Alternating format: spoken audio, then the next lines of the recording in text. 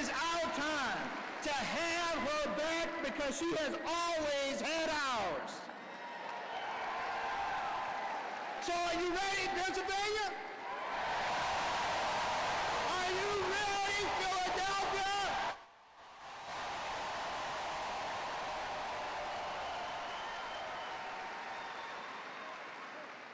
So tell your friends, your mama, your grandmama, aunts, aunties, uncles, and everybody else.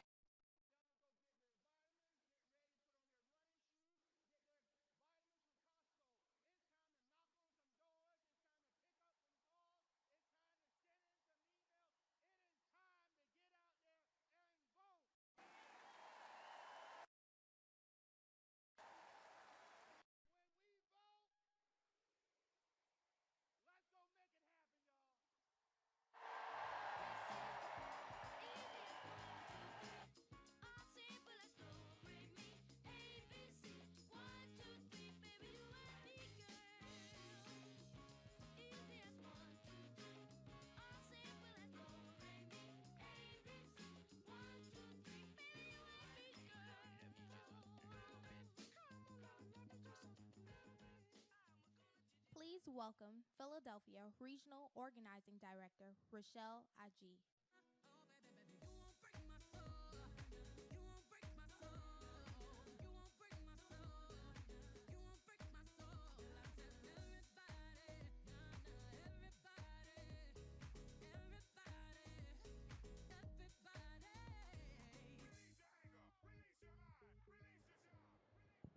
Hello, Philadelphia. You guys look good. You guys look real good. My name is Cherelle, and I'm a field organizer for Team Harris here in Pennsylvania.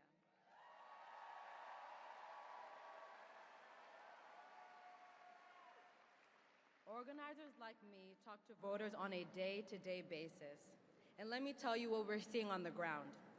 Pennsylvanians are fired up to elect Vice President Kamala Harris.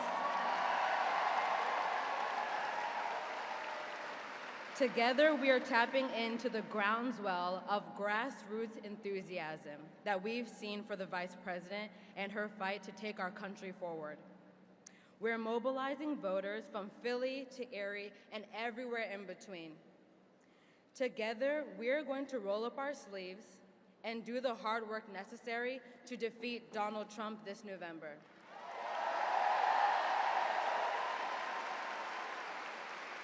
My parents immigrated to this country from Ghana in 1990 and worked multiple jobs to support my 8 siblings and me. They sacrificed everything so we could get by and get ahead. Vice President Kamala Harris is committed to fighting for families like mine, while Donald Trump wants to take our country backwards and undermine our freedoms. These are the stakes, but here's the good news. We, the voters, get the final say, and we're going to make our voices heard loud and clear.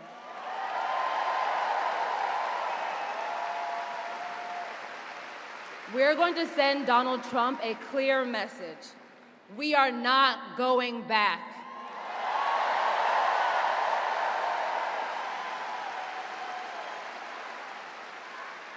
Now is the time to dig in. With just around 90 days until Election Day, what we do in this precious time could mean the difference between a nationwide abortion ban under Trump or protecting fundamental freedoms under Vice President Harris.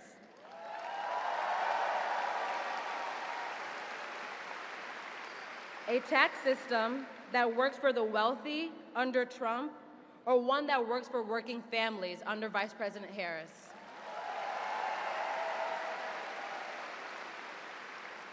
The Project 2025 agenda to gut checks and balances and make Trump a dictator on day one or standing up for democracy under Vice President Harris.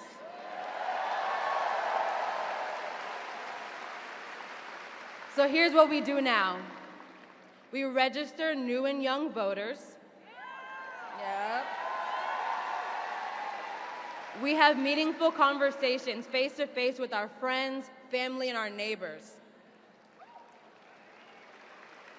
Vice President Kamala Harris has shown up for folks like me, and now it's time to show up for her.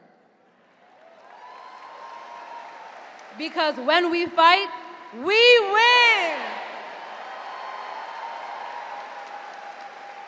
The path to 270 runs right through Pennsylvania, so it's no exaggeration to say that we are the folks to get us across to the finish line.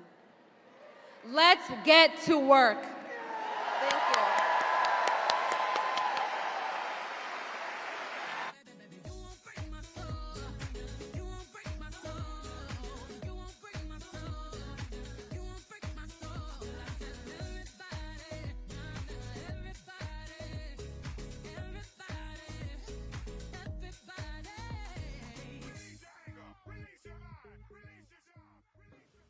Please welcome Mayor of Philadelphia, Cherelle Parker.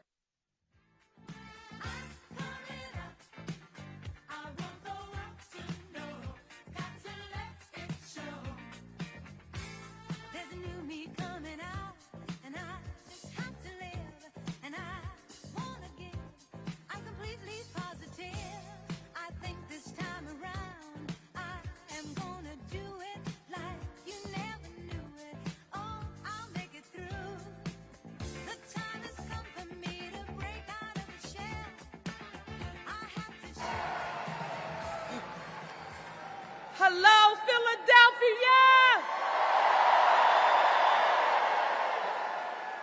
We've got to do a little roll call on the day. Is Philly in the house? Is Bucks County in the house? Is Chester County in the house? Is Delco in the house? Is Monco in the house? Greetings, Pennsylvania, and welcome, America, to the city of brotherly love and sisterly affection.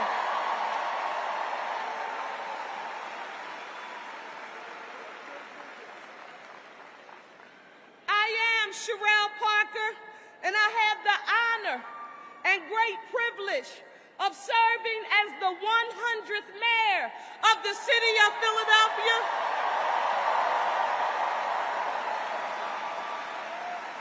The first woman in Philadelphia's 341-year history.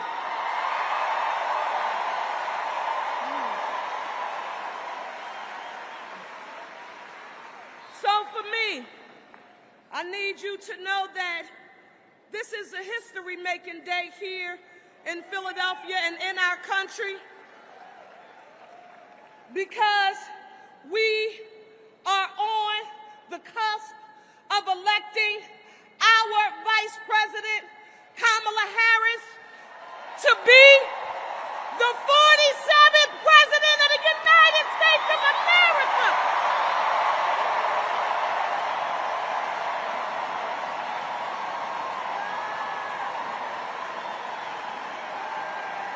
I hope you feel it.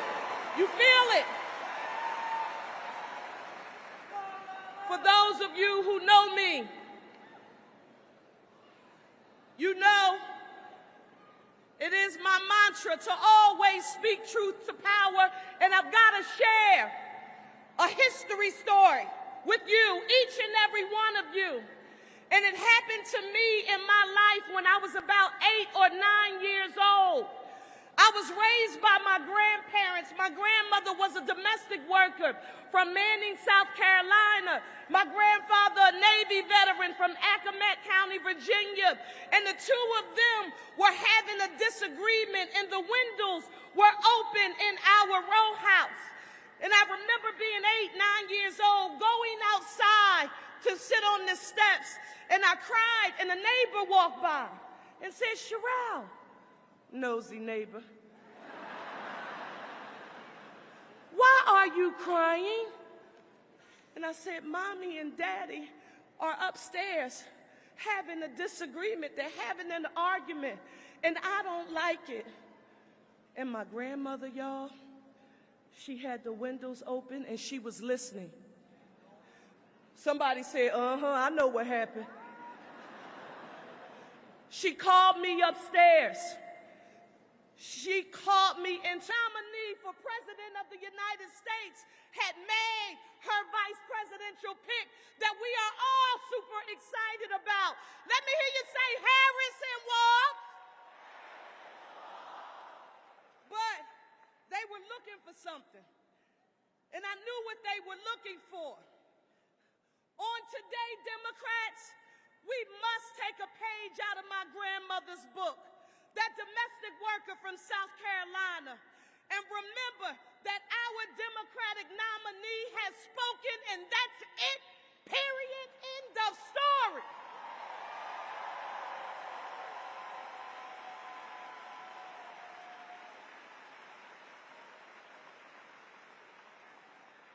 How do you know, Cherelle Parker, that others will attempt because of our intense advocacy within our party? They are going to attempt to use divide and conquer to bring us apart so that we can take our eyes off the prize and the only North Star that should be in all of our hearts, minds, and spirits, and that's making sure that Kamala Harris and Tim Walz are the next president and vice president of the United States of America.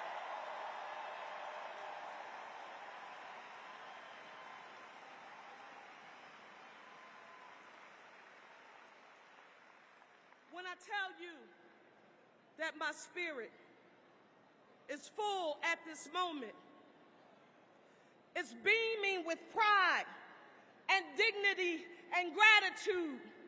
Gratitude for our president, Joe Biden, who's dedicated his life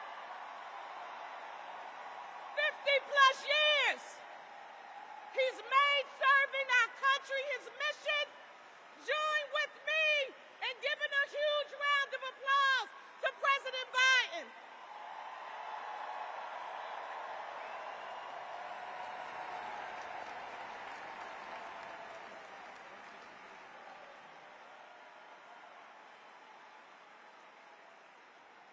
I want you to know, this is important to me as mayor of Philadelphia. I'm a high school English teacher by profession who just happens to be the mayor. And one of my favorite authors and thought leaders of all time is a gentleman who just would have been celebrating his 100th birthday named James Baldwin.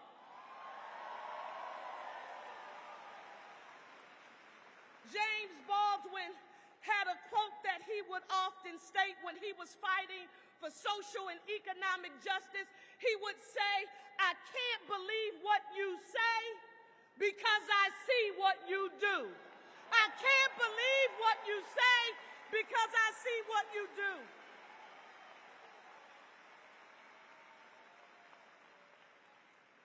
Philadelphia, Pennsylvania, and America. The promise of this moment and what it means for America couldn't be thicker. You can feel the energy in this room. It is tangible and it is palpable.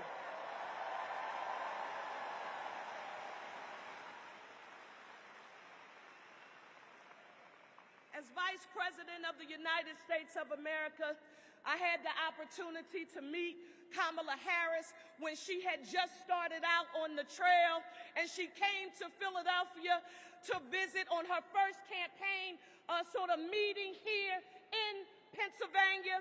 And when she came to Philadelphia, she had a whole lot of other places that she could have been. But guess where she chose to be?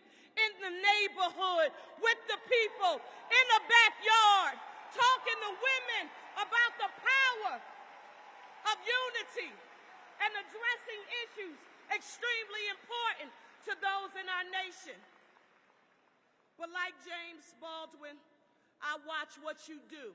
And I want you to know that as Vice President, she has continued to deliver time and time again for the city of Philadelphia. And I've only been here for 7 months. I just got here. I know my mayors across the nation will appreciate this. I never take a picture with a big check before the little check is in the bank. And in Washington, D.C., they've sent $638 million to Philadelphia for water infrastructure, for mass transit, for environmental remediation. I don't just listen. I also saw our Vice President do something that a whole lot of people had counted out. She and I are Divine Nine Sisters and graduates of historically black colleges and universities.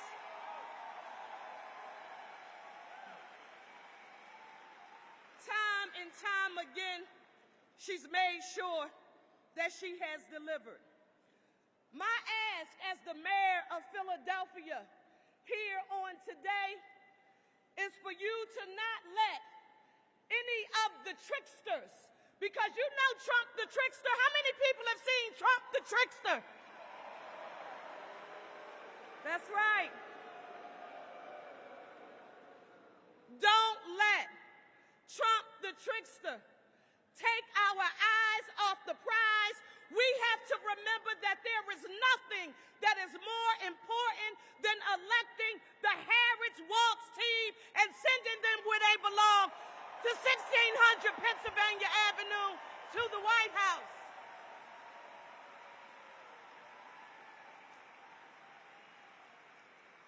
You're in Philly. I don't have to tell you about the power and importance of grit and in hustle. You know, that's what we do. We are a city that is based on the presence of resilience and our strength to overcome obstacles. I want you to know that none of us here today should forget that we are Democrats and that we are for the working class and that we support organized labor. And don't forget this. We know that the middle class built America and organized labor built the middle class.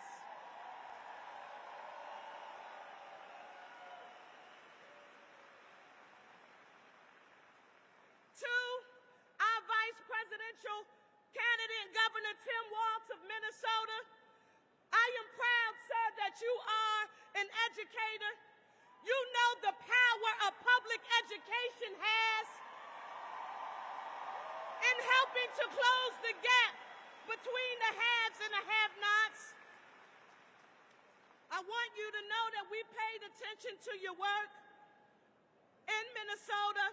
Free college tuition for low-income students. Free college tuition for low-income students. Free meals for school children. Protections for the LGBT community. Standing up for workers and union members. I want to say this to you.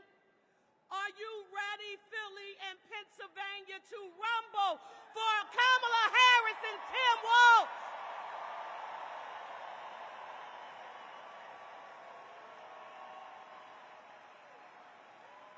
When you walk out this door, I want you to put your chucks on and tie them up tight and knock on every door you can to let America know what's at stake. Our citizenship, we must remember, requires that we use the word as both a verb and a noun. And it requires our action. And we have the power in our hands. Let me hear you all say, the power of the people is greater than the people in power. They think they got us.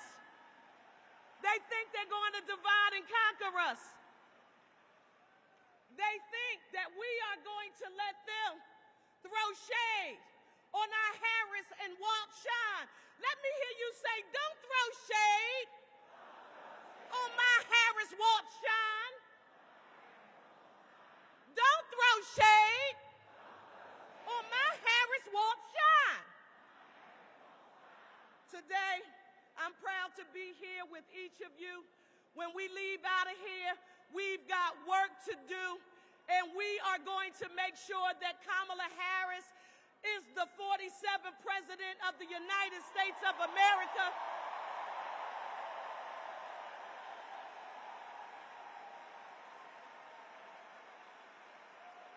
And that Tim Walz is the Vice President of the United States of America.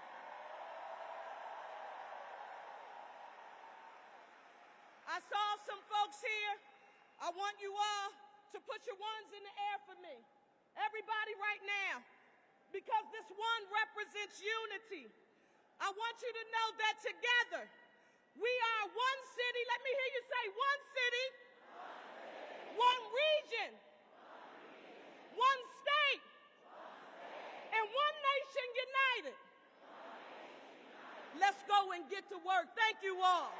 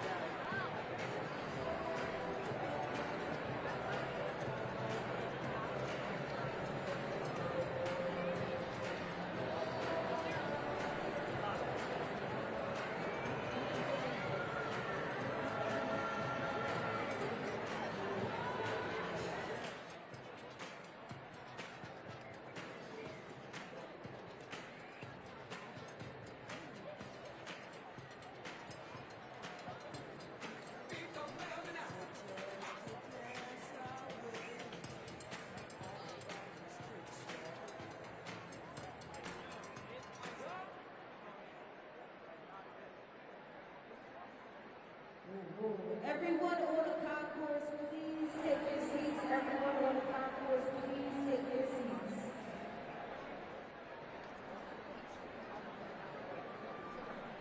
Philly, how y'all feeling? How y'all feeling?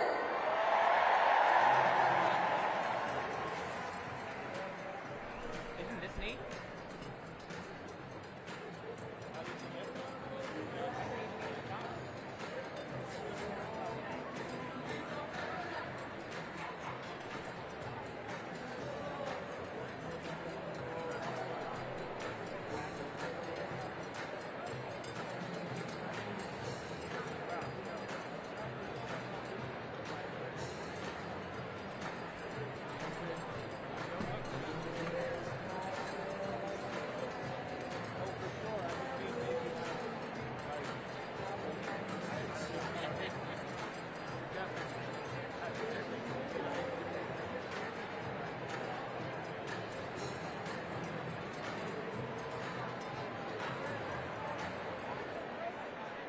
Please welcome United States Senator for the Commonwealth of Pennsylvania, John Peck.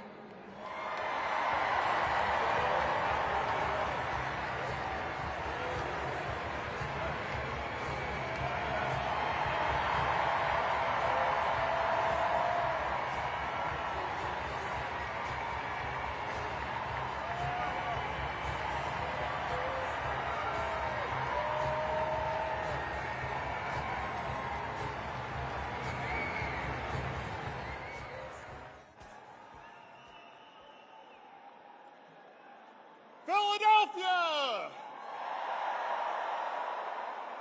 Philadelphia! Hey, look, I'm a Yinzer. I'm a Steeler guy.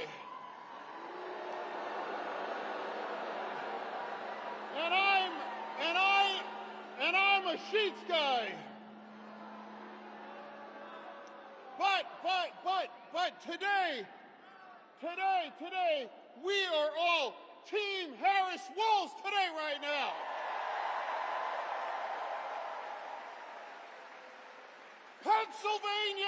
Pennsylvania picks the president. We did that in 2020. And in 3 months, we're going to do that again.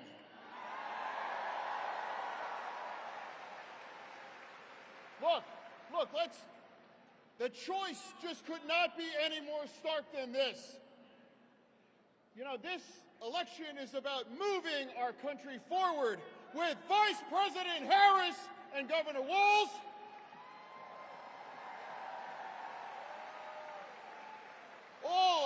Or a couple of really weird dudes. And look, I gotta tell you, I work with J.D. Vance. I do. And I'm here to confirm that he is a seriously weird dude.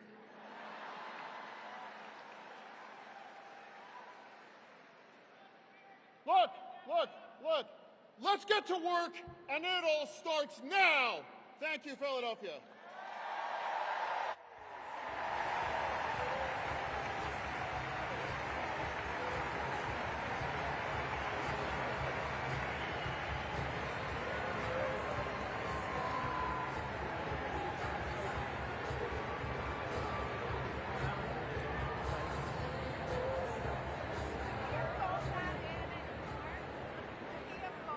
Please welcome the United States Senator for the Commonwealth of Pennsylvania, Bob Gates.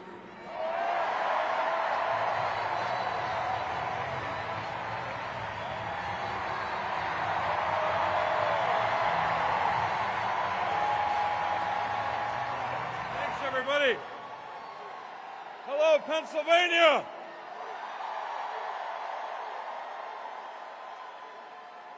All right. The reason I ran around that corner is because we want to get to hear from Kamala Harris in a couple of minutes, but I want you to know something. I know we didn't practice this, but I have 2 questions for every Pennsylvanian in this audience, even if you're not from Pennsylvania. I got 2 questions. The first question, you ready? Are you ready to win for Kamala Harris and Tim Walz? Yeah.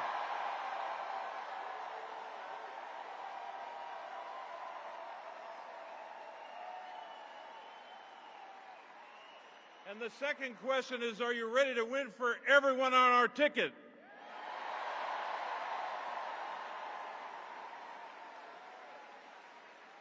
Now, look, I don't have to tell this crowd anything about Kamala Harris's record of public service. You know her. You know her days as a prosecutor putting away dangerous criminals, to her time in the United States Senate and as vice president, fighting for women's rights, voting rights, and workers' rights.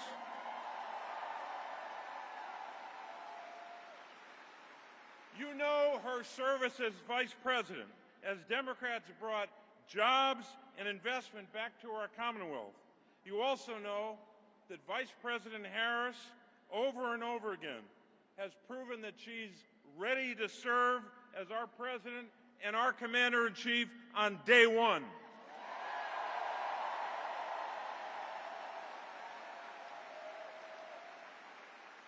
And I am certain that you know the last thing I'm about to say. Not the entire last thing, but what I'm about to say next. You know as well that she is ready to defeat Donald Trump.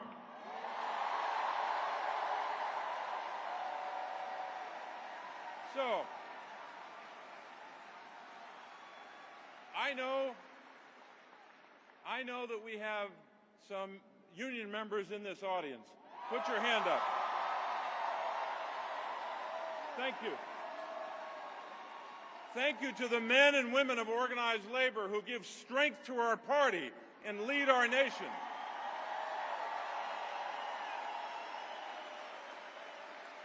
And those union members and their families remind us all the time that this race is about a lot of big issues.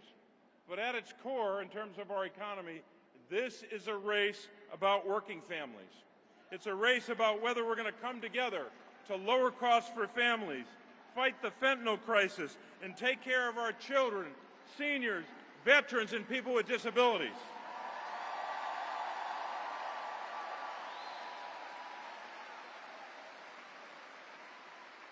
Look, these are the people that I've fought for every day of my life as a public official, and I'm going to keep fighting for them when we win this year.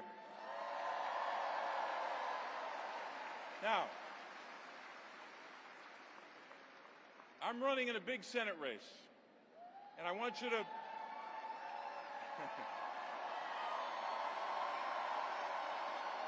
I wanted to spend a couple minutes on my opponent. Just want to give him a little time here. So my opponent, as you know, is a former hedge fund executive, right? You may not know that he's worth hundreds of millions of dollars, right? And he started to put some of that money into this race. But let me tell you some more things about him you may not know. My opponent lied about living in Pennsylvania when he was living in a $16 million mansion in Connecticut.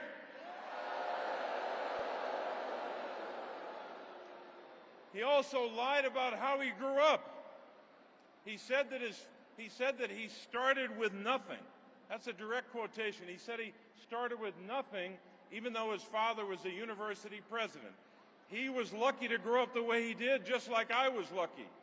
But why would he tell some Abe Lincoln story when we know what the truth is? There's more. David McCormick also lied about creating hundreds of jobs in our state. He doesn't understand this Commonwealth. He doesn't understand the people that make this state what it is. Here's what he did. He's flown in on a private jet from Connecticut to his campaign events, and then he's flown back to Connecticut in the same corporate jet. There's more. While running the world's largest hedge fund in Connecticut, and all the while getting rich off investments in China, he didn't vote in Pennsylvania for 15 years. Here's a radical idea. I think you should know the people that you seek to represent, right? I was born and raised in Scranton, Pennsylvania. My wife, Teresa, and I have raised our daughters in Pennsylvania. We still live in Scranton, Pennsylvania today, and Pennsylvania will always be my home. And you all know what kind of Commonwealth we have. You live it every day. We live in a Commonwealth where we strive to be a Commonwealth in life as well as in name. And I've worked every day as a public official to lift up your voices as your representative. And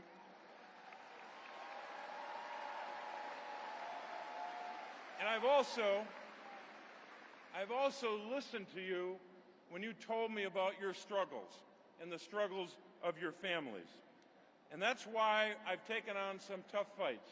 I'm leading the fight in Washington against corporate greed, calling out greedflation. You know what that is. You see it all the time. When you go to the grocery store, big corporations jacking up the price of food, jacking up the price of household items, and making you pay more. We ought to take on that corporate greed. We ought to pass a price gouging bill to go after them, and we should take away their big tax cuts.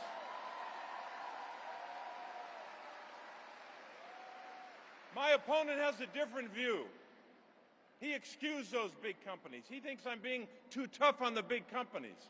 He's criticized me for that. He also wants to repeal the law that you helped us pass to cap the cost of insulin at $35 a month for seniors. That is wrong, and we're never going to let him do that.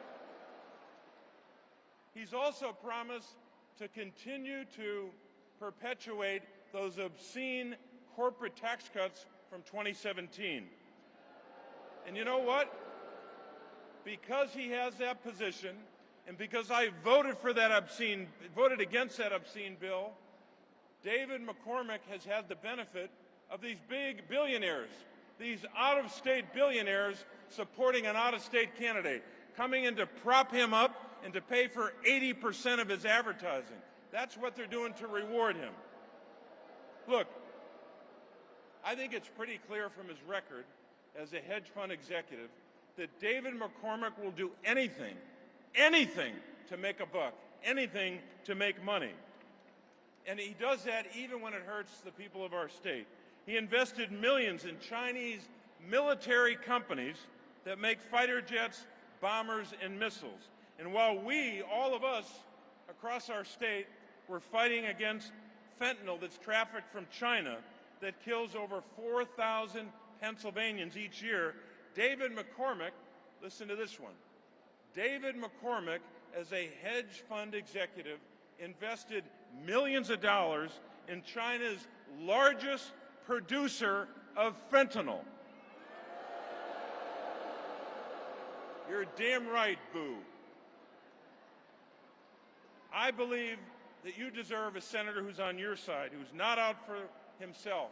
Pennsylvanians can't trust David McCormick to look out for you and your families. He's only going to be looking out for rich guys like himself. He's proven that. And lastly, a big issue in this race. We can't trust him to stand up for reproductive rights for women. He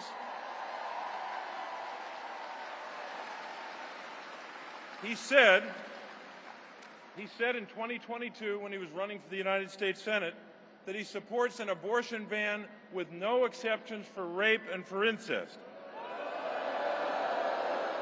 He called the overturning of Roe v. Wade a, quote, great victory, unquote. I don't think ripping away a 49-year constitutional right is a great victory. My daughters, just like your daughters, should not have fewer rights than their mothers. So, were he to be elected, he will not support the Women's Health Protection Act, which we tried to pass in the aftermath of the Dobbs decision. So I think the differences are pretty clear, and you know them, and you know some more of them maybe after what I said. But here's what I want to tell you. We got a lot of work to do. We've got about 90 days, 90, 91, depending on how you count them. We've got a lot of work to do here in Pennsylvania. You know that. We know that we must win Pennsylvania to win the presidency, right?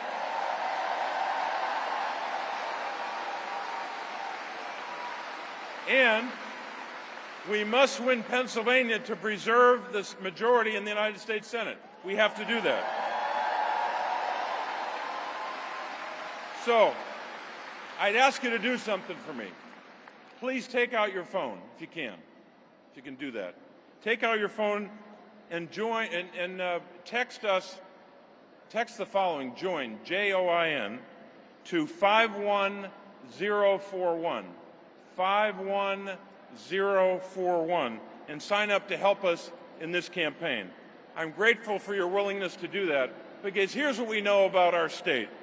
We know that in Pennsylvania we know how to mobilize, we know how to organize. Pennsylvania is where freedom began, and we know how to fight for freedom in Pennsylvania. So, my fellow Pennsylvanians, I only got one more question for you, maybe two. Got two more questions for you. Are you ready to go out and fight for our freedoms?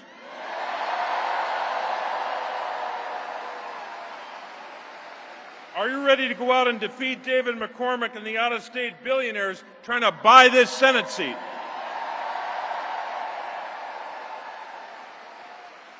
And I'll just add one more.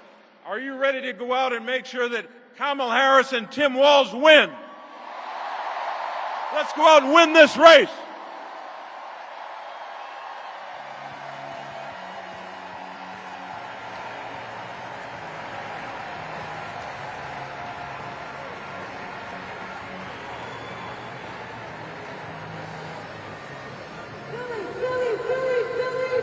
Philadelphia, how y'all feeling? Are y'all ready to win and make history this election? Make some noise right now.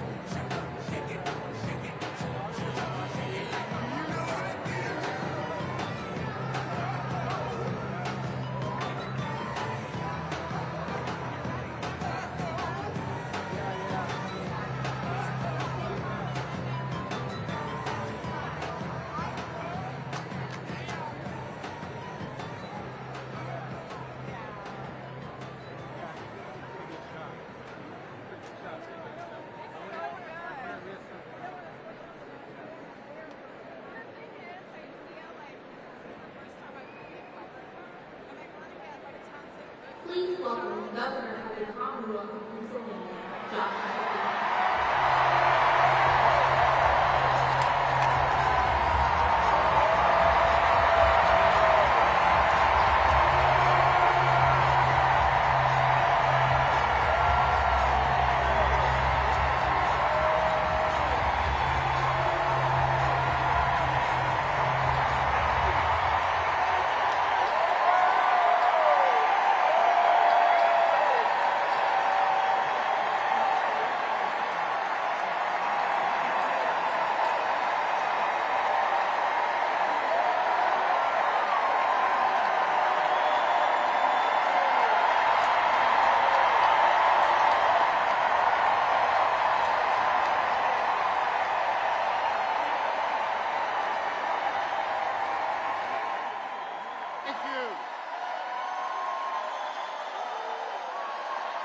Thank you. Thank you.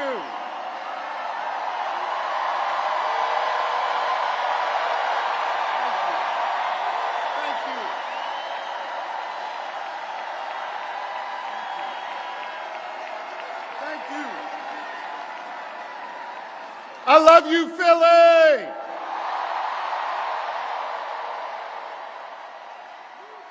And you know what else I love? I love being your governor. Thank you very much.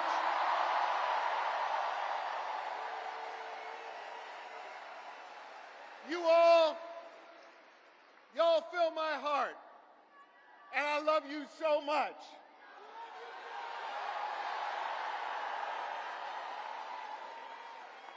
And I want you to know, every single day I go to work for you. I put my shoulder to the wheel. And I focus on 3 simple letters in our alphabet. G, S, D. I focus on getting shit done for all of you.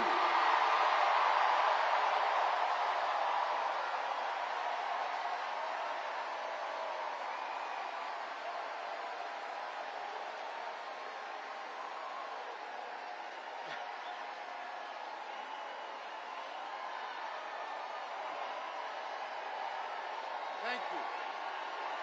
Thank you. Thank you.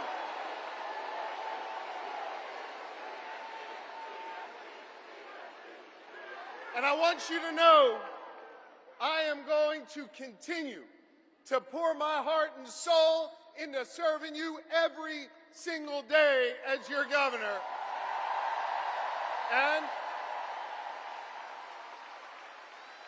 And I'm going to be working my tail off to make sure we make Kamala Harris and Tim Walz the next leaders of the United States of America. That's right. Let me tell you about my friend Kamala Harris, someone I've been friends with for 2 decades. She is courtroom tough. She has a big heart. And she is battle tested and ready to go.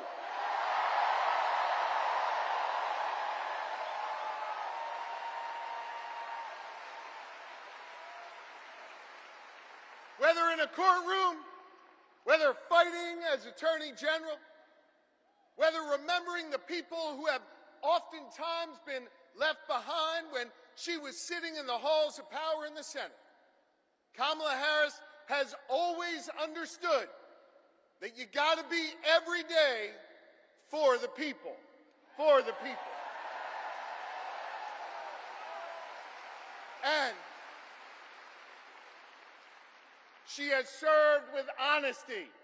She has served with dignity. And every step of the way, she's broken barriers to serve all of us. Now, Philly, hear me on this. That's a hell of a stark contrast from the guy running on the other side.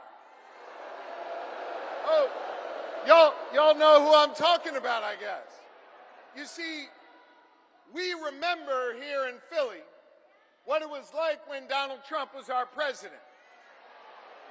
We remember when he was president, it was more chaos, fewer jobs, and less freedom. You see, Philly, I know y'all, we walk around with a little bit of a chip on our shoulder because we remember, right?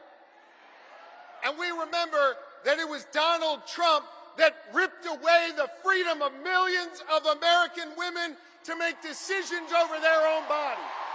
We remember that.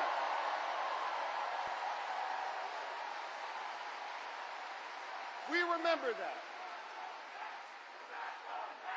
We're not going back. We are not going back. You're right. Not going back. And here's the thing. We don't want to go back, but let's go back for a second. Just remember. Let's just remember, because I think there's some folks out there that still have a little bit of brain fog, having a hard time remembering what it was like. Now listen, he brought all that chaos and limited our freedoms back when he was president, and let's be honest, didn't know what the hell he was doing. He didn't. But this is serious, gang. He knows what he's doing now. He does. And the Supreme Court that he packed,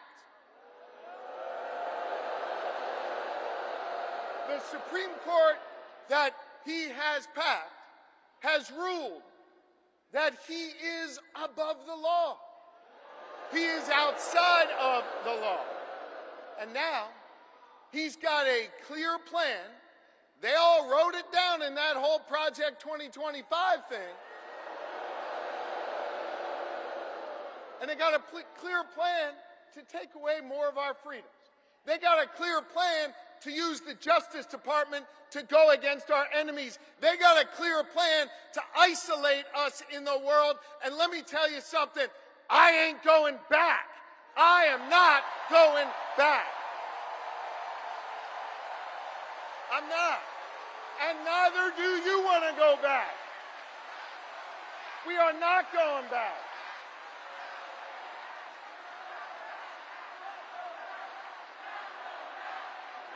We're not going back. No. We're not. And not only are we not going back, we're not going into the future with Donald Trump, not going in the future with him. A guy who has made clear, he's told us what he wants to do, more chaos, less freedom. And yo, friends, it was Maya Angelou who said it, when they tell you who they are, yeah, I believe them, and I don't want to see that. And Donald Trump, well, he's now got a partner with him. Y'all see that guy? Yeah. J.D. Vance, he's not exactly off to a good start. I think we can all agree on it. But I think part of the reason why he's not off to a good start is this, and it's serious. He doesn't know who he is. And he's not being honest with himself, so he can't be honest with the American people. He can't.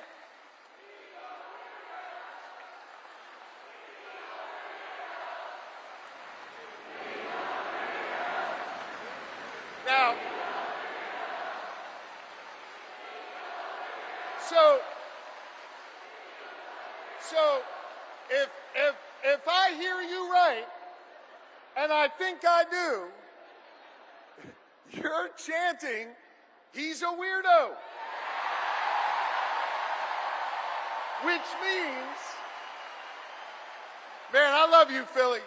Which means, if you're chanting, he's a weirdo, then you heard of my good friend and our next vice president, Tim Walz. Because Tim Walz, in his beautiful Midwestern plain-spoken way, he summed up J.D. Vance the best. He's a weirdo. And I want to talk about Tim Walz, because Philly, in a minute, he's going to come out here, and I want you to give him a whole lot of love. Tim Walz is a great man. Tim Walz is an outstanding governor. Tim Walz is a teacher. Tim Walz is a guardsman.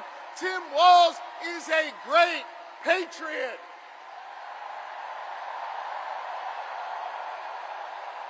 He is. And I'll tell you what else. Tim Walz is a dear friend. And I want you to know, Lori and I feel blessed to have Tim and Gwen in our lives. They are outstanding public servants. And I can't wait for you, Philly, the rest of this Commonwealth, and our entire country to get the chance to know the Walzes, the next Vice President and Second Lady of this nation. Now, I think it is fitting, and it is special, that Kamala Harris and Tim Walz have chosen to launch their campaign right here in Philadelphia, in the city of brotherly love and sisterly affection.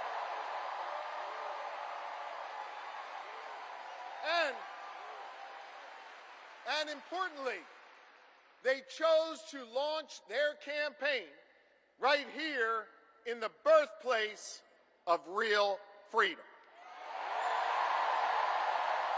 You know, the other side, Trump and his sycophants, let me tell you something. They love to talk a good game about freedom, right? They love to cloak themselves in the blanket of freedom all the time. They love to talk a good game. But hear me on this. It's not freedom to tell our children what books they're allowed to read. That's not freedom. It's not. It's not.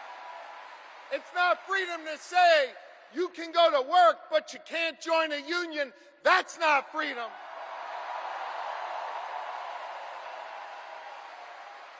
It's not freedom to tell women what they're allowed to do with their bodies. That's not freedom. It's not. It's not.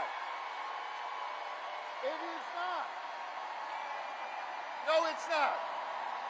It is not. And it won't be that way when Kamala Harris is our president. And it sure as hell isn't freedom to say you can go vote, but he's going to pick the winner. That is not freedom. That's not what patriots have fought for over the years. It is not. You know what we are for? You know what Kamala Harris and Tim Walz are for? They are for real freedom. They are. The kind of real freedom that comes when we look that young girl in North Philly in the eye and we invest in her public school because we believe in her.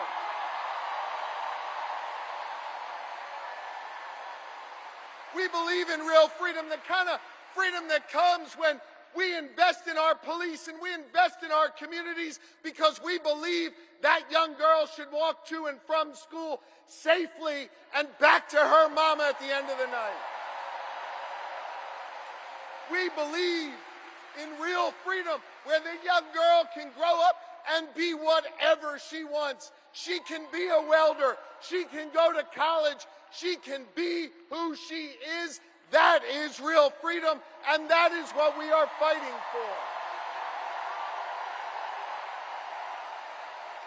We believe in the kind of real freedom where she grows up in a community where she can breathe clean air and drink clean water and know that she will leave an environment to the next generation that is great for her kids and her grandkids. And Kamala Harris and Tim Walz believe in a real freedom where you can marry who you love and be who you are.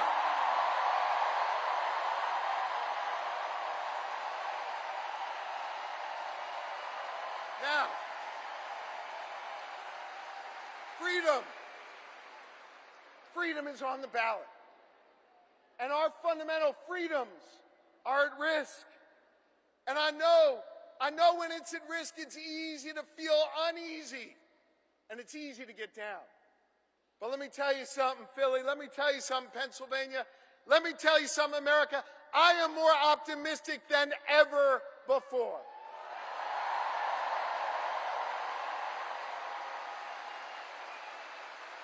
And the reason I'm more optimistic than ever before is because of all of you.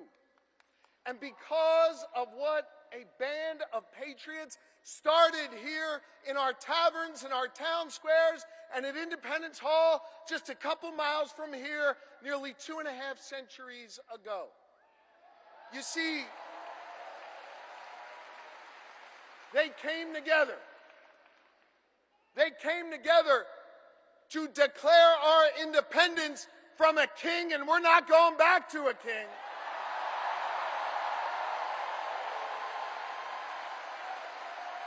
And we're not going back.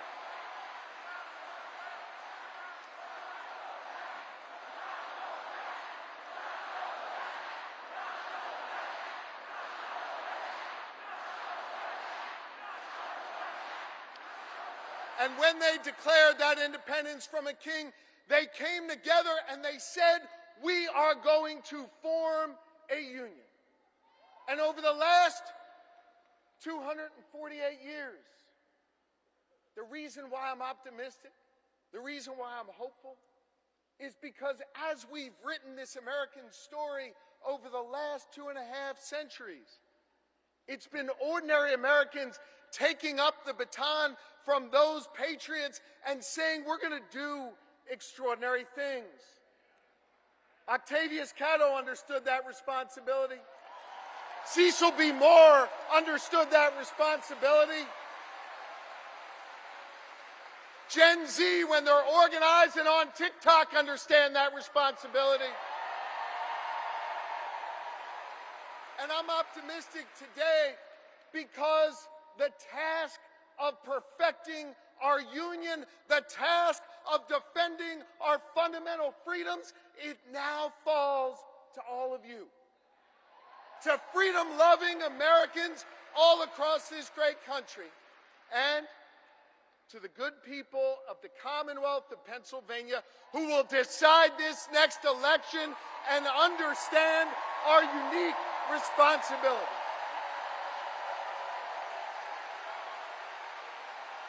I love you too, and this is a moment where we all have to understand that while we'll see Kamala Harris and Tim Walz's names on the ballot, that this election isn't just about their names on this ballot.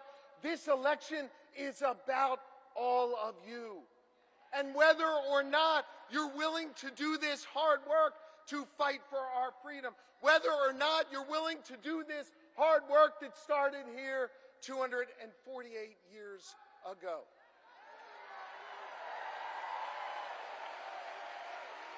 I want to just say this.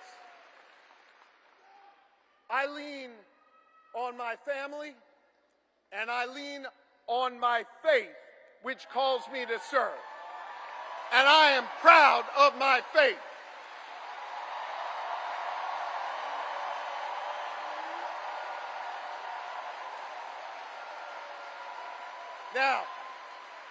Now hear me. I'm not here to preach at y'all, but I want to tell you what my faith teaches me.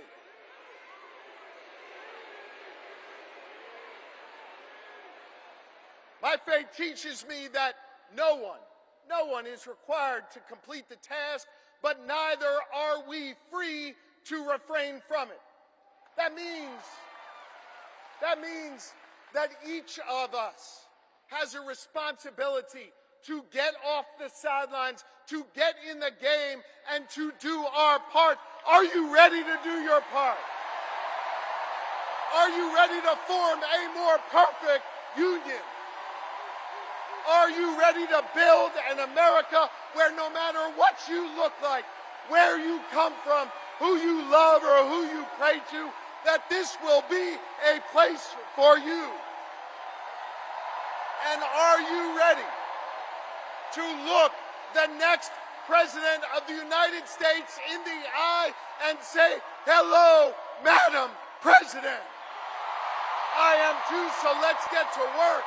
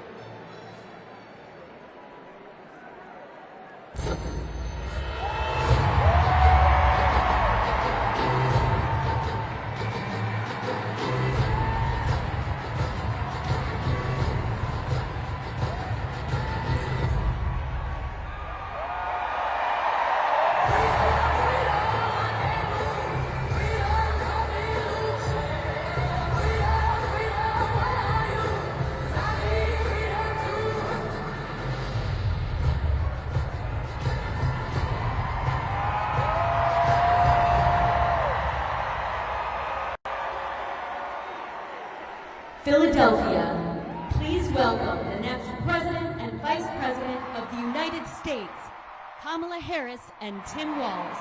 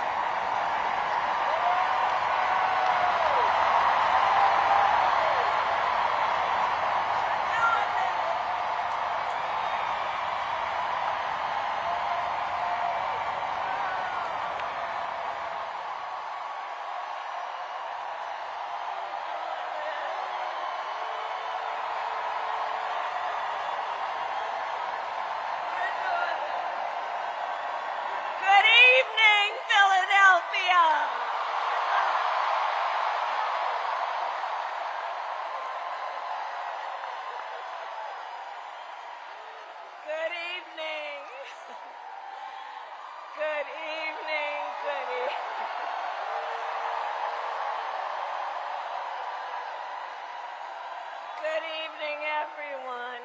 Good evening. Good evening. Oh, it is good to be back in Pennsylvania.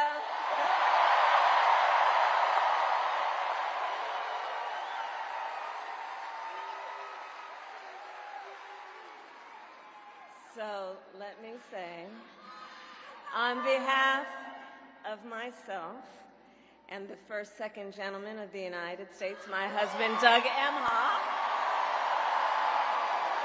thank you for the warm welcome.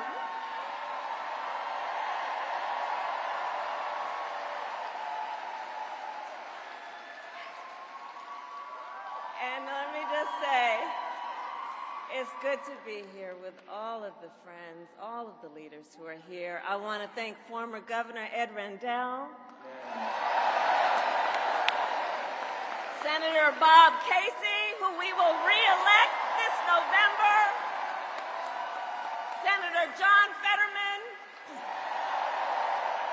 Mayor Cherelle Parker, and Chairman Jamie Harrison.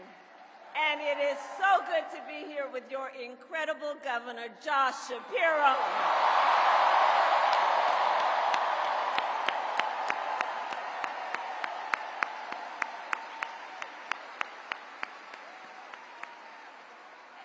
And I will say, Josh is a dear, dear friend and an extraordinary leader. He and I have been spending a lot of time together over the years. And I told Josh, look, I am so invested in our friendship in doing this together, because together with Josh Shapiro, we will win Pennsylvania. We will win Pennsylvania. And I thank you, Josh. I thank you.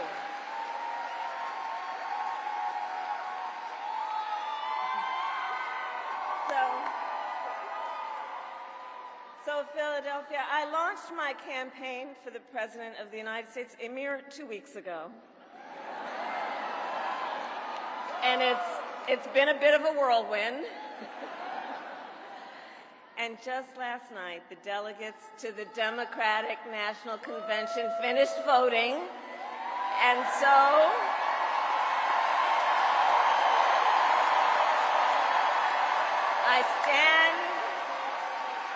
I stand before you today to proudly announce I am now officially the Democratic nominee for President of the United States.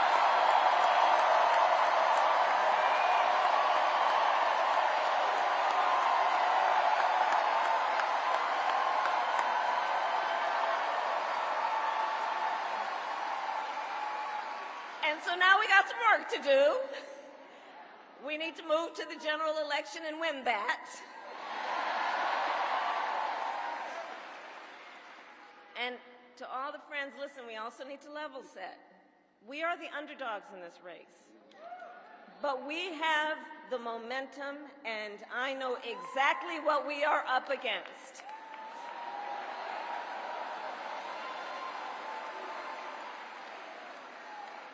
Now, many of you know, before I was elected vice president or elected a United States senator, I was an elected attorney general, and before that, elected district attorney.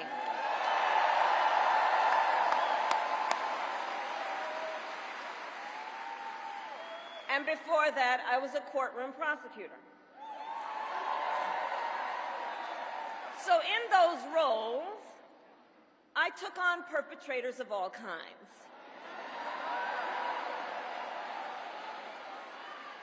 Predators who abused women. Fraudsters who scammed consumers. Cheaters who broke the rules for their own gain. So hear me when I say,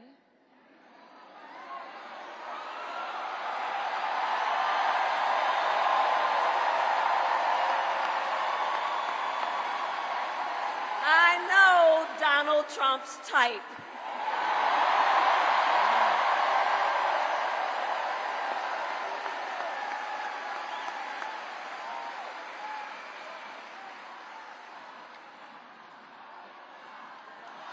So, but let me say, hold on. This campaign, our campaign, is not just a fight against Donald Trump. Our campaign, this campaign, is a fight for the future. It's a fight for the future.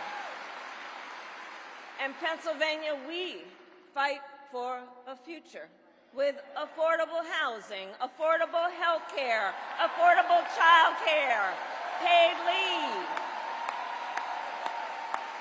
We fight for a future where we build a broad-based economy, where every American has the opportunity to own a home, to start a business, and to build wealth.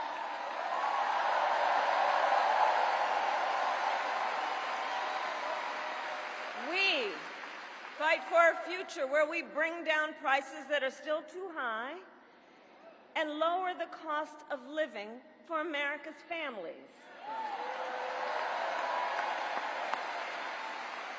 so that they have a chance not just to get by, but to get ahead.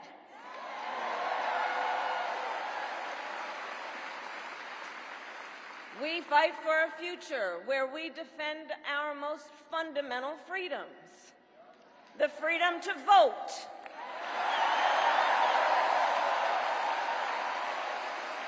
the freedom to be safe from gun violence,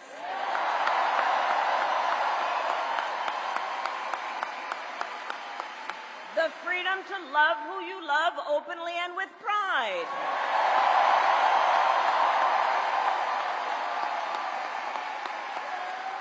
and the freedom of a woman to make decisions about her own body, not having her government tell her what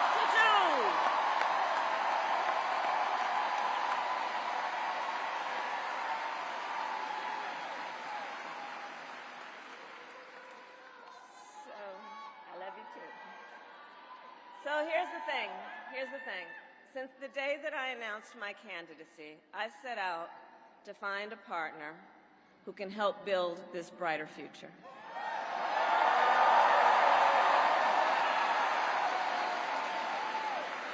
A leader who will help unite our nation and move us forward. A fighter for the middle class. A patriot who believes, as I do, in the extraordinary promise of America.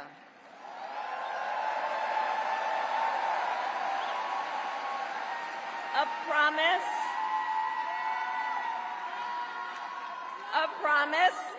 of freedom, opportunity, and justice, not just for some, but for all.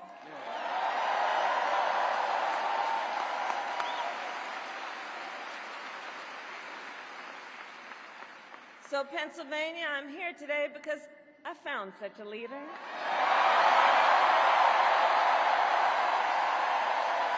Governor Tim Walz of the great state of Minnesota.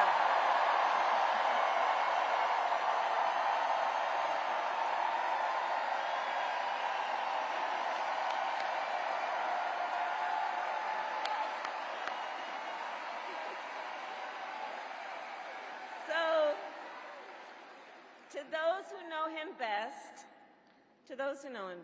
Tim is more than a governor. To his wife, Gwen, he is a husband. To his kids, Hope and Gus, he is a dad. To his fellow veterans, he is Sergeant Major Walz.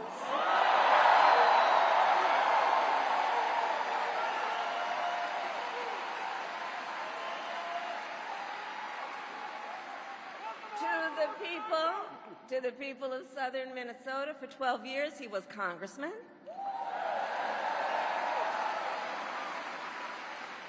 To his former high school students, he was Mr. Walz.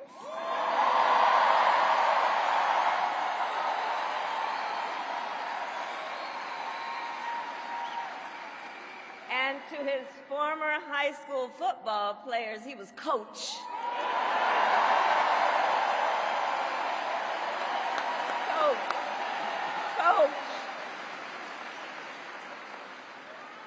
And in 91 days,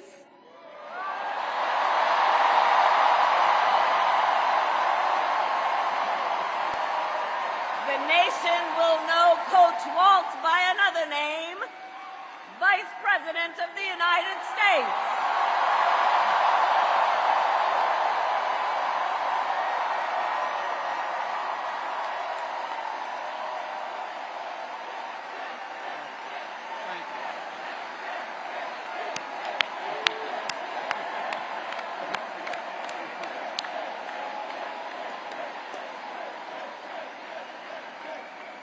So America, for some folks, they're just getting to know Coach Walz's story.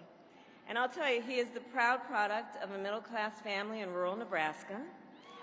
He is a veteran who served our nation in uniform for more than 2 decades as a member of the Army National Guard, and he went to college on the GI Bill.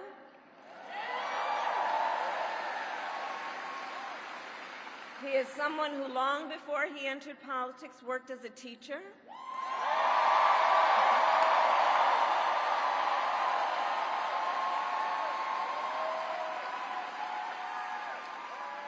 When Coach Walz and his wife Gwen moved from his native Nebraska to Minnesota nearly 30 years ago, they both took jobs at the local high school. Coach Walz taught social studies, Gwen taught English.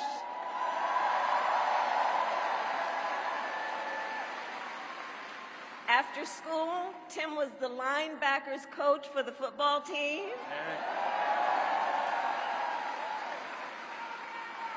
Where I've heard the stories about he had a knack for using the game of football to teach life lessons.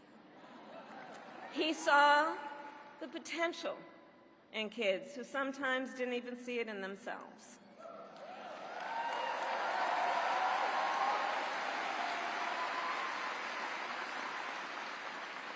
Under those Friday night lights, Coach Walz motivated his players to believe they could achieve anything. And together, they defied the odds, hear this out, going from a winless record to the school's first ever state championship.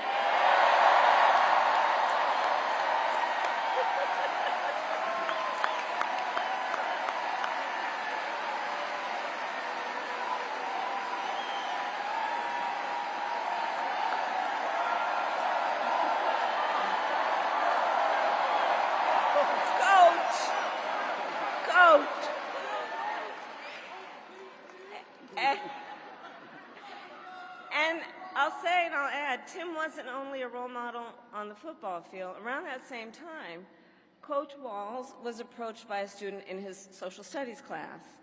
The young man was one of the first openly gay students at the school and was hoping to start a gay-straight alliance. At a time when acceptance was difficult to find for LGBTQ students, Tim knew the signal that it would send to have a football coach get involved.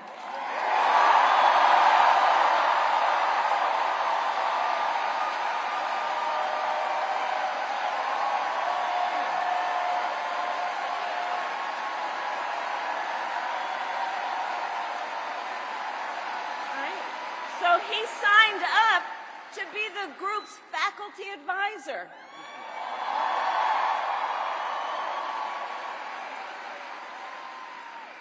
And as students have said, he made the school a safe place for everybody.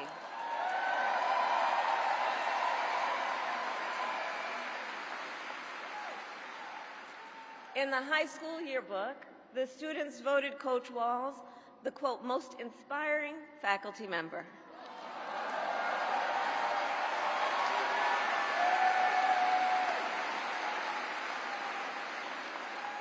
And as I think everyone here can see, Tim Walz was the kind of teacher and mentor that every child in America dreams of having,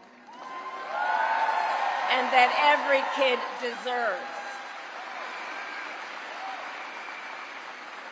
The kind of coach, because he's the kind of person who makes people feel like they belong and then inspires them to dream big. And that's the kind of vice president he will be.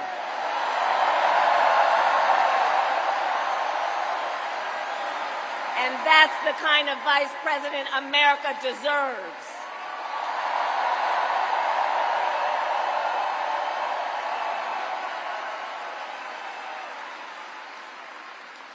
So it was Coach Walz's students who actually helped him decide to run for office. And he served 12 years in Congress, representing a purple district as he reached across the aisle to get things done. He was the highest ranking enlisted man to ever serve in the United States Congress.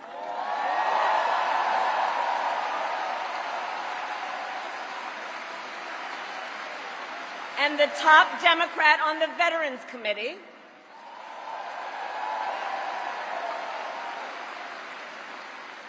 And he was known as one of Capitol Hill's best marksmen, winning a bipartisan sharpshooting contest year after year.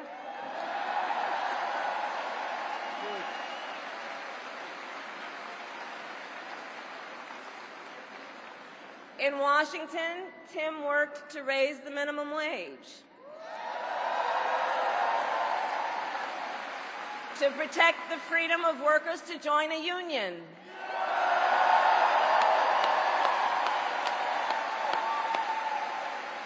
and he cast one of the critical votes to pass the Affordable Care Act.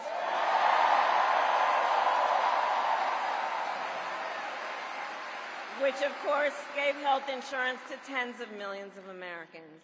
I'm going to tell you, when we win, Tim and I will continue to make the Affordable Care Act even stronger.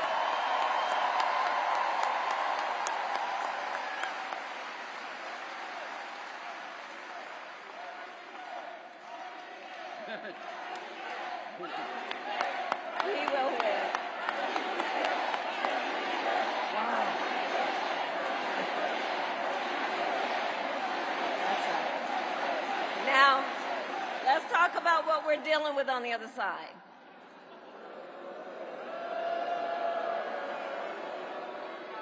So on that last topic, if Donald Trump gets a chance, he will end the Affordable Care Act and take us back to a time when insurance companies had the power to deny people with pre-existing conditions. You remember what that was like? Children with asthma, breast cancer survivors, grandparents with diabetes. Well, Governor Walz and I will not let that happen.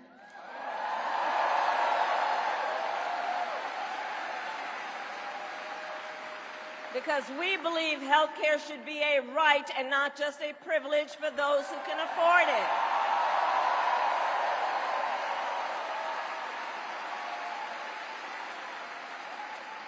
As governor, Tim has continued to fight for working families. He secured paid leave for workers in Minnesota.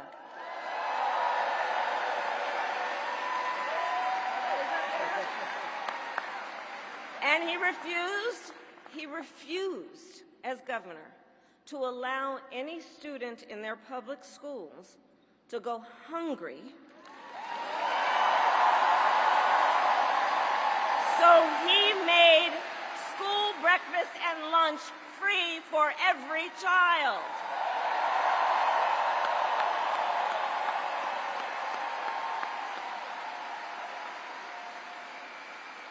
And Tim Walz and I, we agree about many things, including when our middle class is strong, America is strong.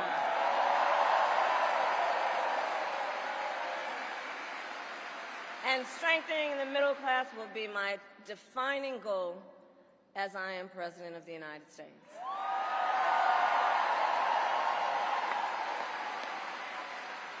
So Pennsylvania, ours is a fight for the future of the middle class, and it is a fight for freedom.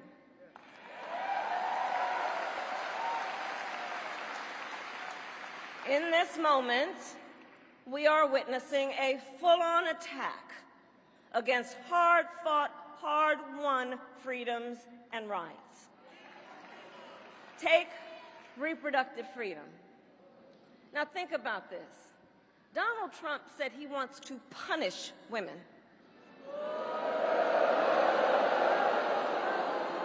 And as a result of his actions, today in America, 1 out of 3 women live in a state with a Trump abortion ban.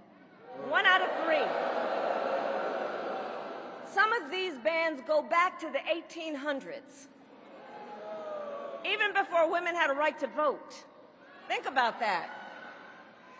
Well, Tim and I have a message for Trump and others who want to turn back the clock on our fundamental freedoms. We're not going back.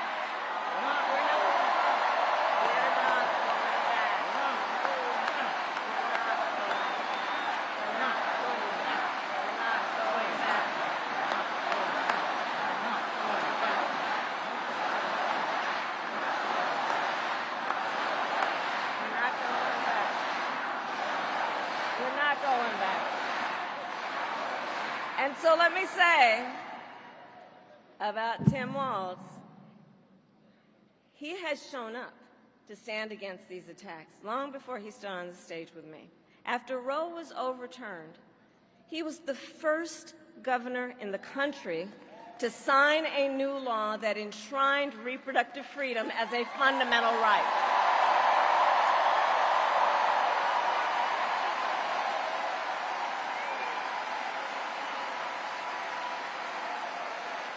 And with Tim Walz by my side when I am President of the United States and we win majorities in the United States Congress, we will pass a bill to restore reproductive freedom, and I will proudly sign it into law.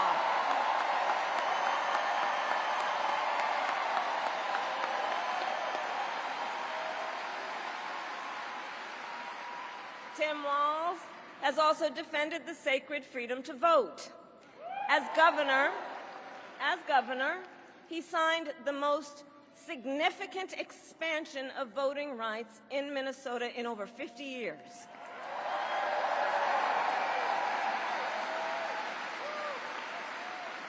And with Governor Walz's help, when I am president, we are going to finally pass the John Lewis Voting Rights Act and the Freedom to Vote Act.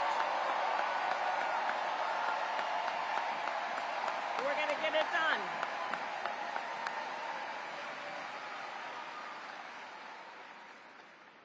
So Tim is a hunter and a gun owner who believes, as the majority of gun owners do, that we need reasonable gun safety laws in America.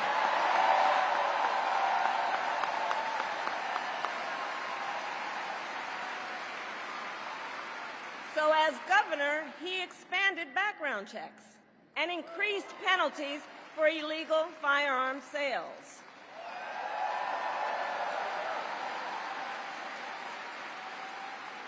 And together, when we win in November, we are finally going to pass universal background checks, red flag laws, and an assault weapons ban.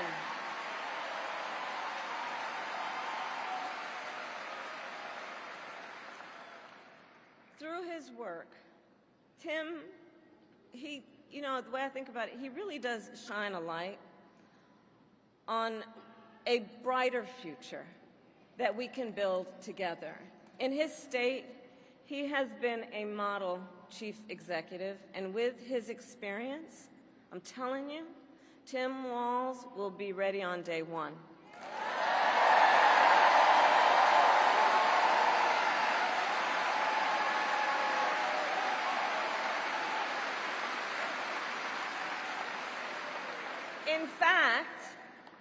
In fact, when you compare his resume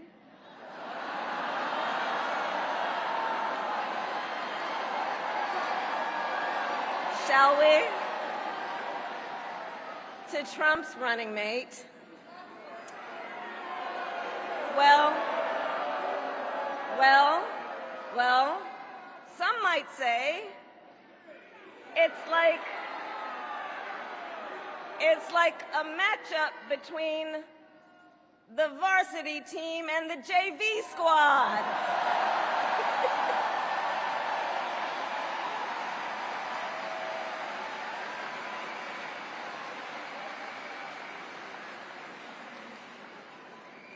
So, Pennsylvania, ultimately in this election, we each face a question.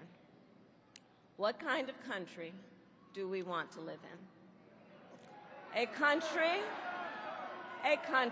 of freedom, compassion, and rule of law, or a country of chaos, fear, and hate? And here's the beauty of our democracy. We each have the power to answer that question. We each have the power to answer that question. The power is with the people.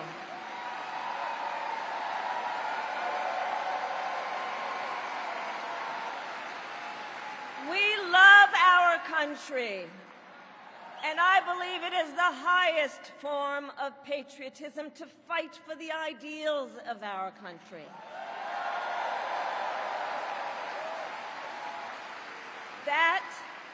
That is how we preserve the promise of America. And after all, the promise of America is what makes it possible for two middle-class kids, one a daughter of Oakland, California, who was raised by a working mother, the other a son of the Nebraska plains who grew up working on a farm.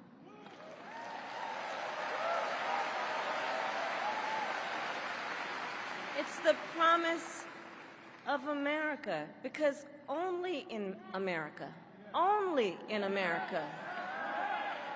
is it possible for them together to make it all the way to the White House.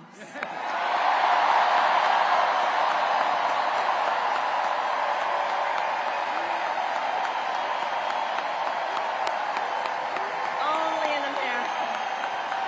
Only in America. Only in America.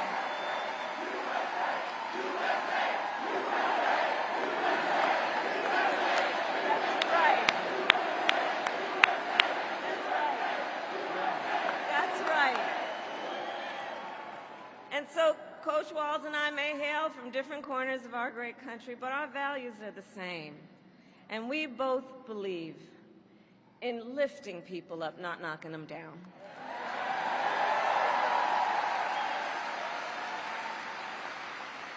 He and I, we both know the vast majority of people in our country have so much more in common than what separates them.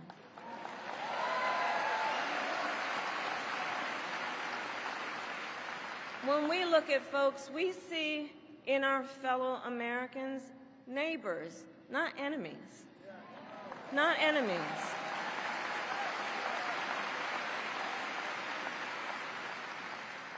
And so my promise to you is this. Our campaign will reach out to everyone, from red states to blue states,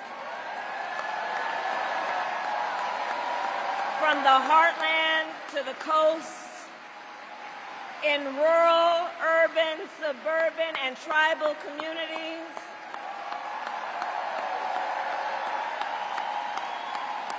We are running a campaign on behalf of all Americans.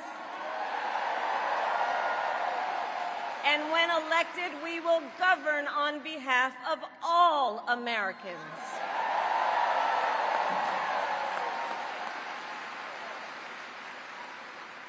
And so, with Tim Walz by my side, and with all of you at our side, let us fight for the promise of our future.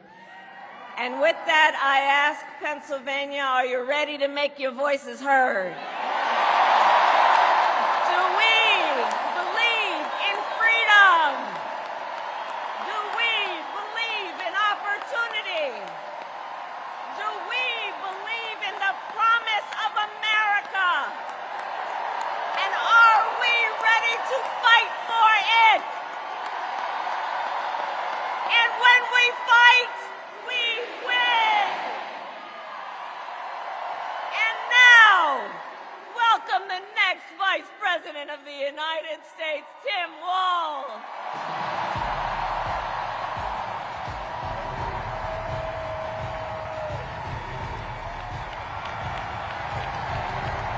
Wow.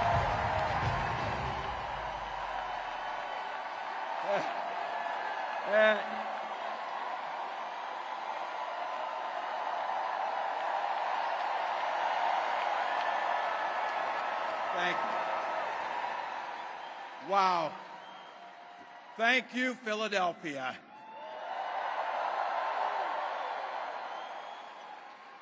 Thank you, Madam Vice President, for the trust you put in me, but maybe more so, thank you for bringing back the joy.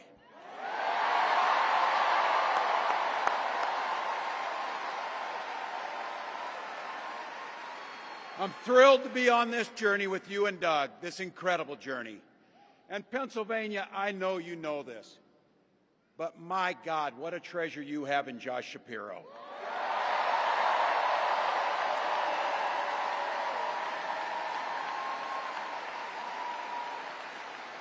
Holy hell, can this guy bring the fire? He can bring the fire. This is a visionary leader. Also, I have to tell you, everybody in America knows when you need a bridge fixed, call that guy.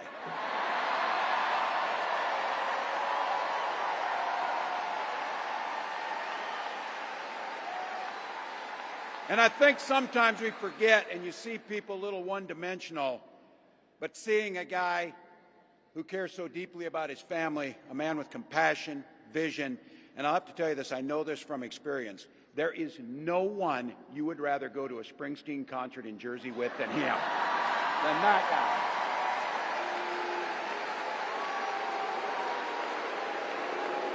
Bruce. And I can't wait for all of you and America to get to know my incredible wife, Gwen, a 29-year public school educator.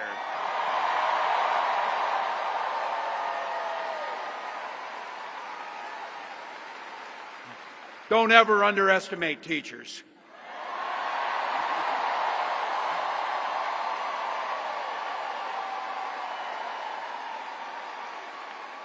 And our two beautiful kids, Hope and Gus.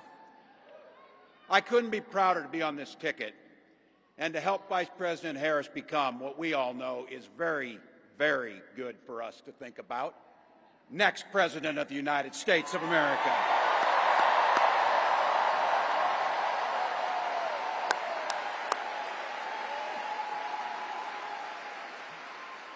From her first day as a prosecutor, as a district attorney, Attorney General of the great state of California, a United States Senator, and Vice President of the United States,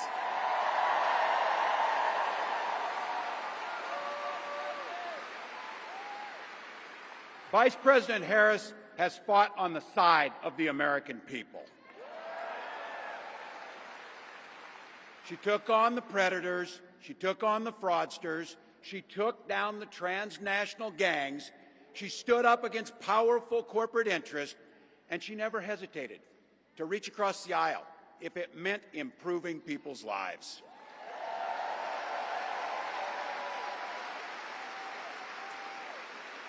And I want all of you to hold this and don't ever underestimate the power of this. She does it all with a sense of joy.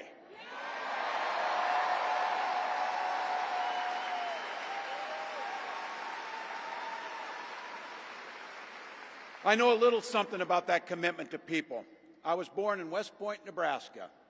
I lived in Butte, a small town of 400, where community was a way of life. Growing up, I spent the summers working on the family farm. My mom and dad taught us, show generosity towards your neighbors and work for a common good.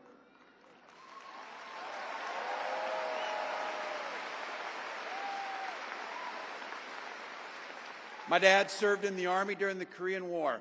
With his encouragement, at 17, I joined the Army National Guard.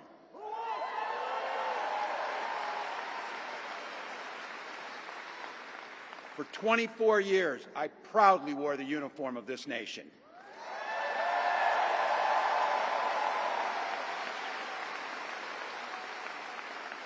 The National Guard gave me purpose. It gave me the strength of a shared commitment to something greater than ourselves. And just as it did for my dad and millions of others, the GI Bill gave me a shot at a college education.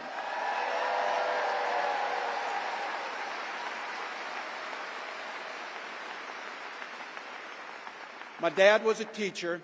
My brothers and sisters and I followed in their footsteps. 3 out of 4 of us married teachers. What we do.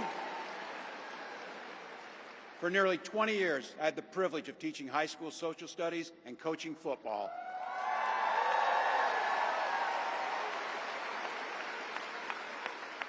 Including winning that state championship. So thank you. Don't ever close the yearbook. Don't ever. But it was my students. They encouraged me to run for office. They saw in me what I was hoping to instill in them, a commitment of common good, a belief that one person can make a difference. So in 2006, I took a leap and I ran for Congress.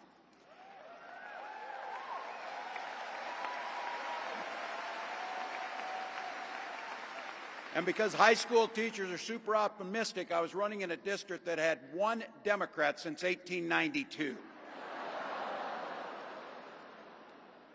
Well, my neighbors graced me with an opportunity to represent them in the United States House of Representatives.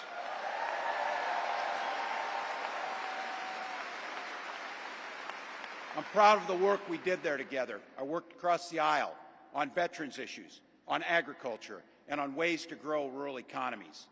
I learned the art of compromise without compromising my values.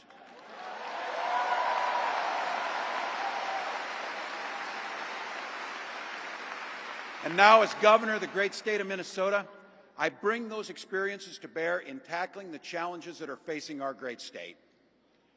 Minnesota's strength comes from our values, our commitment to working together, to seeing past our differences, to always being willing to lend a helping hand.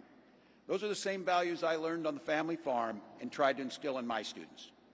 I took it to Congress and to the state capitol, and now Vice President Harris and I are running to take those very values to the White House.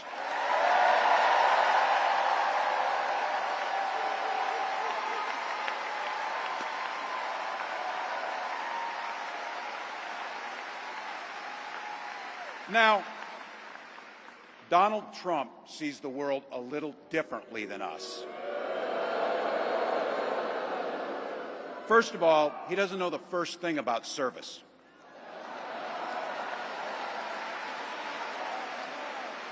He doesn't have time for it because he's too busy serving himself. Again and again and again, Trump weakens our economy to strengthen his own hand. He mocks our laws. He sows chaos and division. And that's to say nothing of his record as president. He froze in the face of the COVID crisis. He drove our economy into the ground. And make no mistake, violent crime was up under Donald Trump.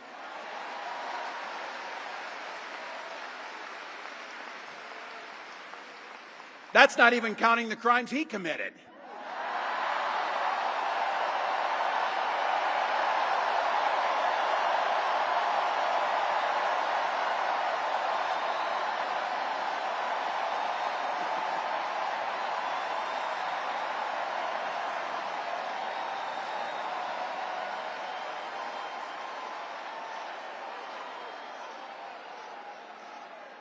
You know, some of us are,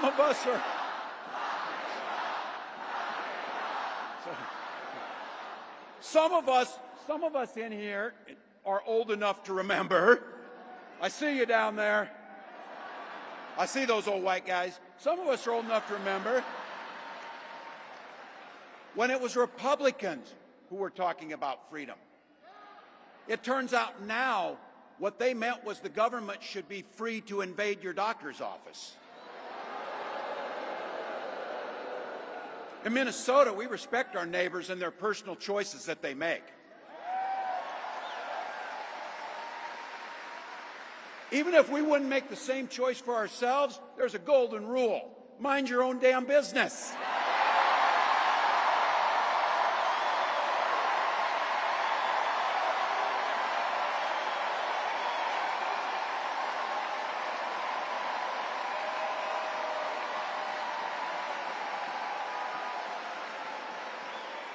These guys are after my heart chanting, mind your own damn business. That feels good, so thank you. Look, that includes IVF, and this gets personal for me and my family. When my wife and I decided to have children, we spent years going through infertility treatments. And I remember praying every night for a call for good news. The pit in my stomach when the phone rang, and the agony when we heard that the treatments hadn't worked. So it wasn't by chance that when we welcomed our daughter into the world, we named her Hope.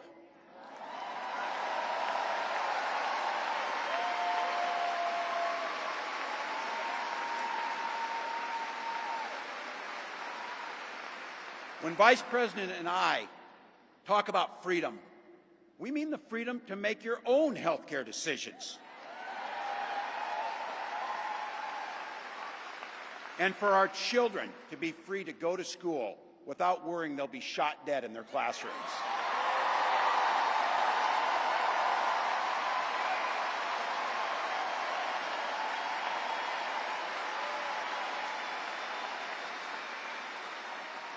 By the way, as you heard, I was one of the best shots in Congress, but in Minnesota, we believe in the Second Amendment, but we also believe in common sense gun violence laws.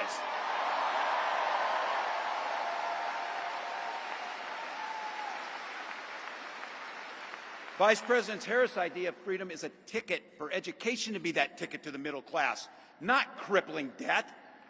Air that's clean, water that's pure, communities that are safe.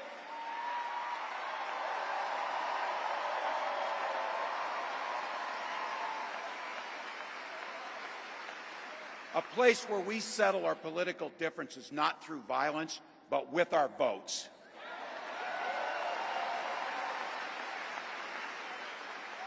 And that's what this election's about. What direction will this country go in? He's not going back.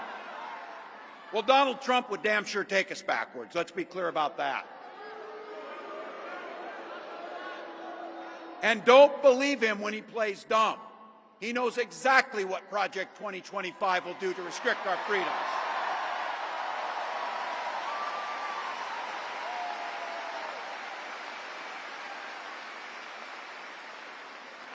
To rig the economy to help the super rich. If Trump gets a chance to return, he's going to pick up exactly where he left off 4 years ago. Only this time, it will be much, much worse. Raising costs on middle-class family. He will repeal the Affordable Care Act, no doubt about it. He'll gut Social Security and Medicare. And when somebody tells you are, they believe him. He said he'd ban abortion across this country, and he'll do it, whether or not Congress is there or not. Donald Trump's not fighting for you or your family. He never sat at that kitchen table like the one I grew up at, wondering how we were going to pay the bills. He sat at his country club up in Mar-a-Lago, wondering how he can cut taxes for his rich friends. And I got to tell you, his running mate shares his dangerous and backward agenda for this country.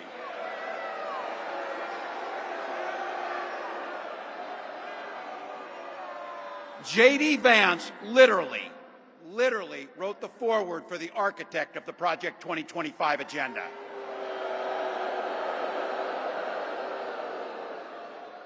Like all regular people I grew up with in the heartland, J.D. studied at Yale, had his career funded by Silicon Valley billionaires, and then wrote a bestseller trashing that community. Come on! That's not what middle America is. And I got to tell you, I can't wait to debate the guy.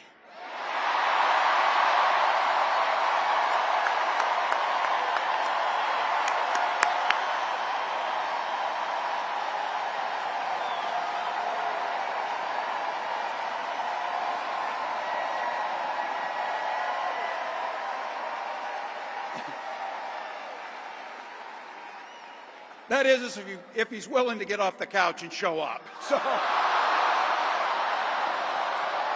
see what I did there?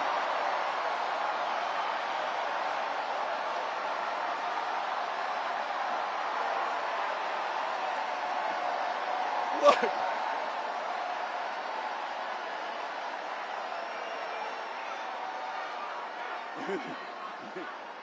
I got to tell you, pointing out just an observation of mine that I made. I just have to say it. You know it, you feel it. These guys are creepy and, yes, just weird as hell. That's what you see. That's what you see.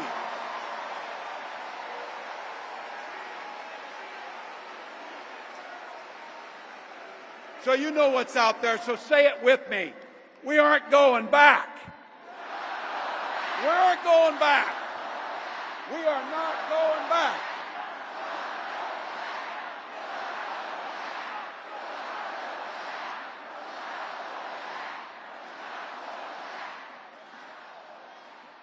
So we got 91 days. My God, that's easy. We'll sleep when we're dead.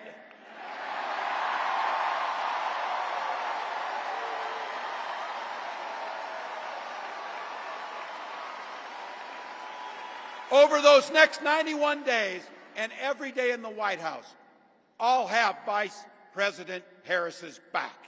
Every single day. And we'll have yours.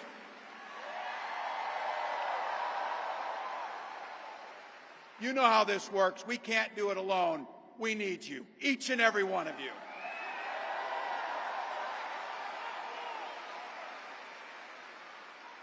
Go over to KamalaHarris.com, get on board, because we need you. Freedom to make our own choices. This leader, this compassionate, careful, joyous leader, believes in each and every one of you.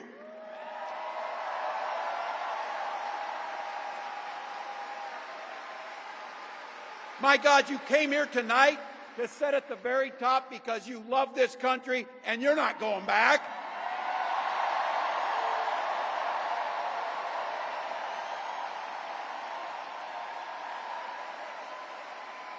She believes in the opportunity for every single person to join the middle class.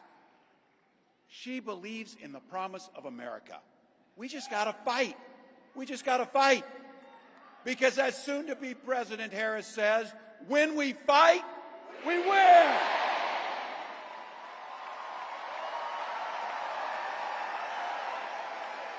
Thank you, Philadelphia. Thank you, Vice President. God bless America.